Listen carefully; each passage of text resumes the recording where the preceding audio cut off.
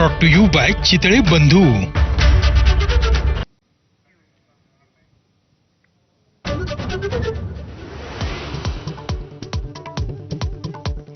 महाराष्ट्रात ठाकरे ब्रँड टिकला पाहिजे. राज ठाकरेंसोबतच्या बैठकीत मनसे केंद्रीय समिती पदाधिकाऱ्यांचं मत. दोन भावातल्या फुटींमुळे कंगना राणावत, किरीट सोमय्यांसारख्या परप्रांतीयांची दादागिरी वाढली, अशी ही भावना.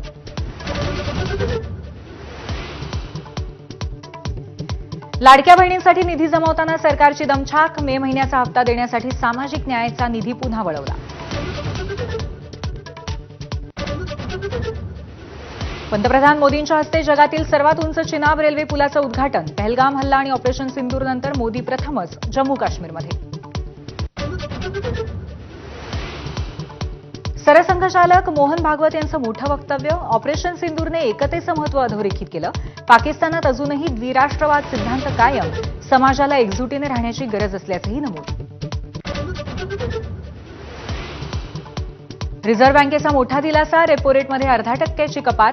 सर्व प्रकारची कर्ज स्वस्त होणार. आरबीआयच्या निर्णयानंतर शेअर बाजारात उत्साह. सेन्सेक्स 700हून अधिक अंकांनी वधारला. नीट पीजी परीक्षेला सुप्रीम कोर्टाची परवानगी. 3 ऑगस्टला एकाच शिफ्टमध्ये होणार नीट पीजी परीक्षा.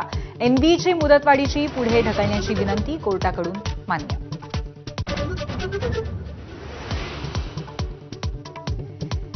मिठी नदी उपसा कथित गैरव्यवहार प्रकरणी मुंबईत 15 ठिकाणी ईडीची छापेमारी. बॉलिवूड अभिनेता दिनो मोरियाच्या घरासह आरोपी अनिकेत कदमच्या घरावरती छापे.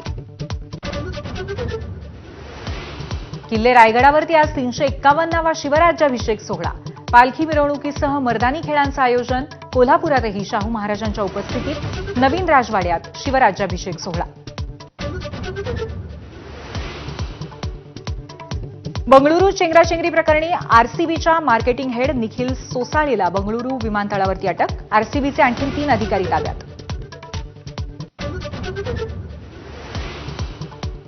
देशात कोरोना बळींचा आकडा 55. देशभरामध्ये कोरोनाचे 5,000हून अधिक सक्रिय रुग्ण. गेल्या 24 तासात 4 जणांचा मृत्यू.